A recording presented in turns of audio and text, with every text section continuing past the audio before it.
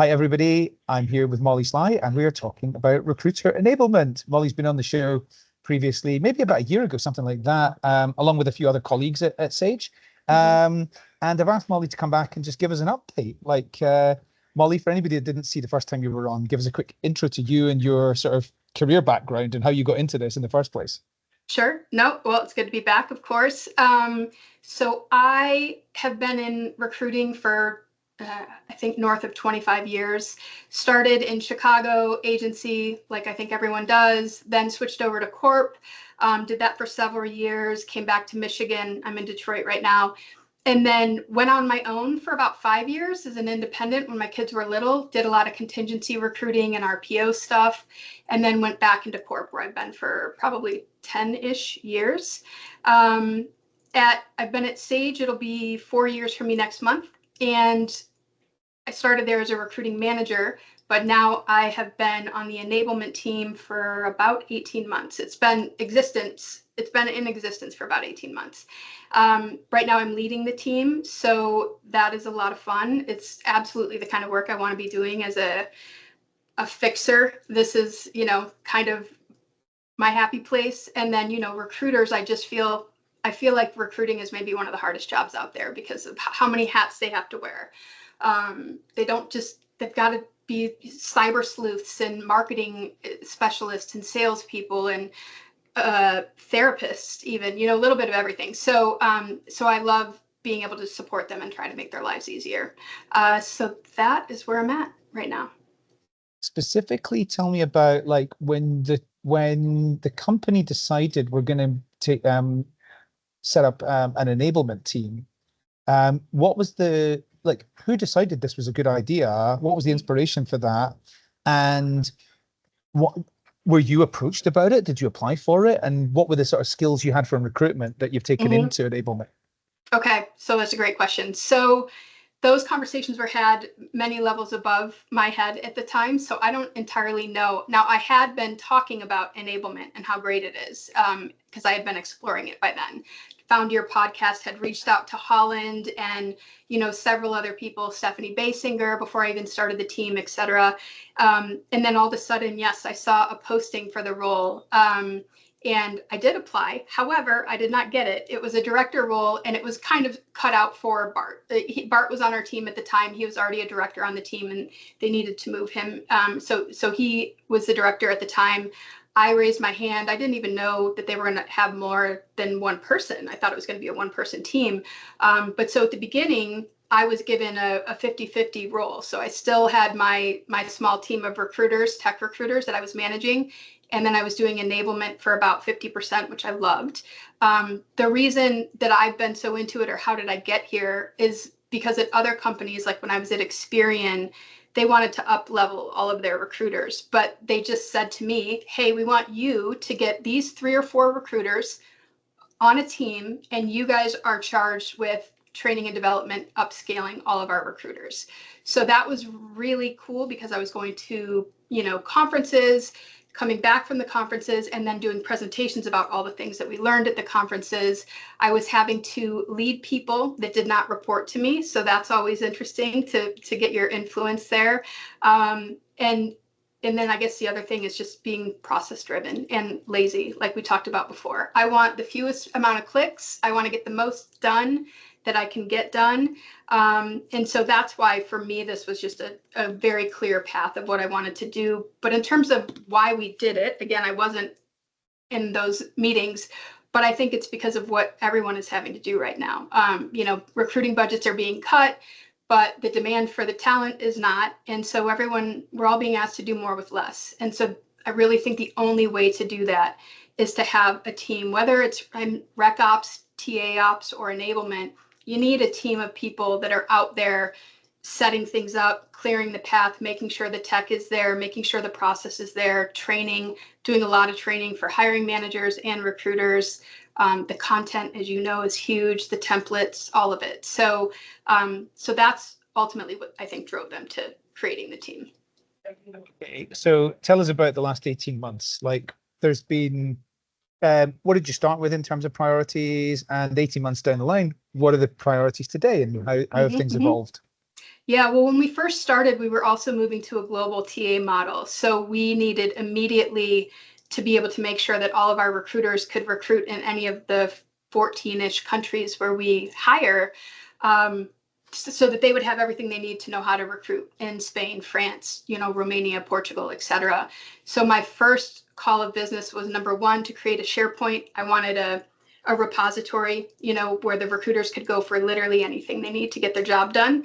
And then on top of that, I needed to immediately create regional recruiting playbooks, so that they knew if they're recruiting in Spain, they'd open the playbook, they'd see what the currency is, they'd see how well known is Sage there. For example, in the UK, Sage, everybody knows who Sage is. In the US, no, it's a tough sell here still because people don't know who we are.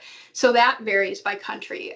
What do candidates want to be contacted about? How do they want to be contacted? Where are our offices, and are they easy to get to? Are people going to be okay with, return to office initiatives, all that? So those were some of the big, I did our OKRs for all the TAPs when we first started, standardizing processes, creating templates, really a lot of time went into creating a really solid kickoff or strategy meeting template.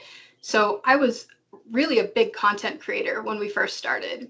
And now, a lot of focus, I'd say, I feel like our team is more TA ops than enablement, because we're doing so much more than typical enablement. You think of making sure the recruiters have the processes, tech, knowledge that they need to do the job. But we do so much more than that. Very involved in headcount planning, so working cross-functionally with other teams. Very involved with, we've got a new analyst type person on the team who's amazing. And so being able to do so much more with dashboards and data and insights.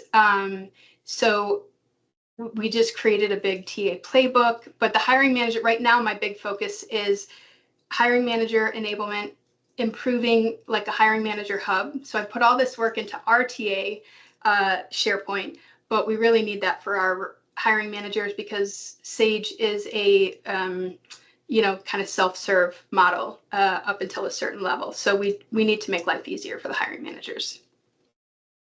And like, what do you think is the future for this whole area of enablement? Do you think it's a growing area? When I first started, like studying this, I think there was about 100 people globally dedicated to these roles, and I think there's about 400 now.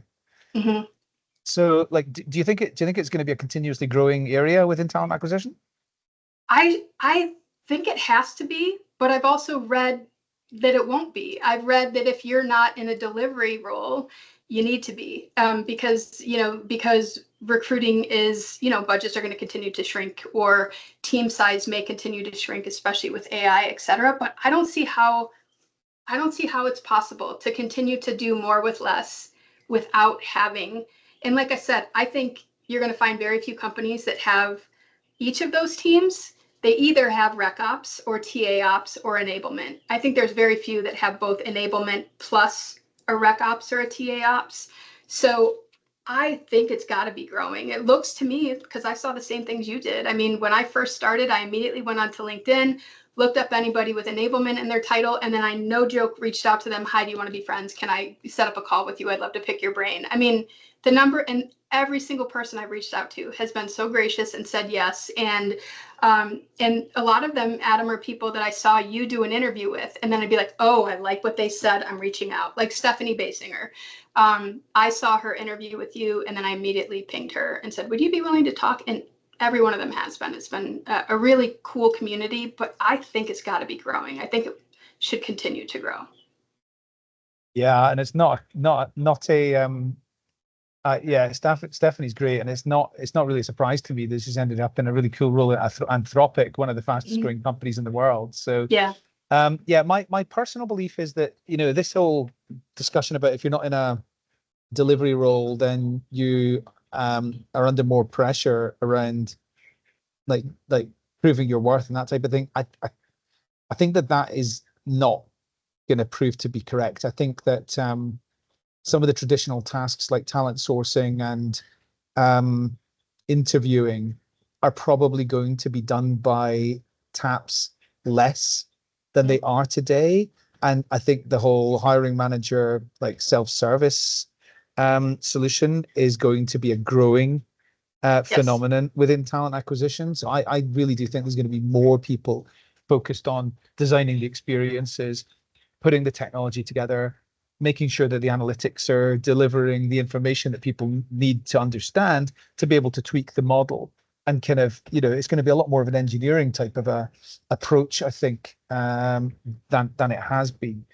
So I I agree don't, with you. I don't think what I said I read, I don't think that can be right. Because how do you've got to have someone, at least someone, if not a small team, dedicated, and look at how much new tech is out there every 5 minutes. There's something new. Who's going to be keeping an eye on the tech stack? So I really do think you're going to need someone in one of those roles. yeah, absolutely. It's going to be exciting to see what happens anyway. But one thing Yes, agreed. I do want to say to anybody that's watching this is like, my number one career tip for anybody in talent acquisition right now is to really study recruiter enablement, study talent acquisition operations. Mhm. You need to be adaptable. You need to have a growth mindset, and you need to make sure that 100%. you can turn your hand to lots of different things. And that's how you're going to have career longevity in this space.